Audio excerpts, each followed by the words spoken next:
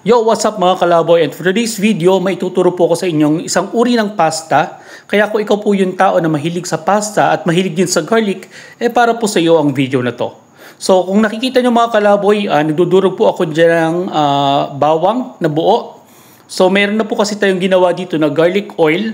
At ipapakita ko po sa inyo sa susunod na video kung paano ito ginagawa. Ayan, so dinudurog lang natin kasi sa mga kalaboy yung garlic na buo. At dito naman mga kalaboy, magsistart na tayo magtimpla ng chicken powder, pamintang durog at konting paprika mga kalaboy. So ayan, hinalo-halo lang natin siya at patuloy ko pong dinudurog yung garlic dito. Ayan, so dito mga kalaboy, magluluto tayo ng ali olio pasta. Ayan mga kalaboy, so dito nakapag-prepare na rin ako ng pasta. Napalambot na natin yung mga kalaboy tulad na nakikita nyo sa video. Yan, nagpe-plating na rin po tayo dyan. At yan ang mga kalaboy yung ating finished product ng ali olio pasta. So nag-toppings lang tayo dito ng shrimp.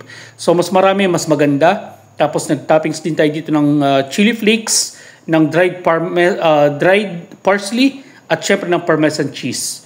At naglagay na rin tayo dito ng toasted bread na nilagyan natin ng butter. So kung nagustuhan nyo itong video na to mga kalaboy, itong recipe na to, don't forget to follow, like, and subscribe at pakishare na rin po mga kalaboy para mas marami po pong makaalam ng recipe na to.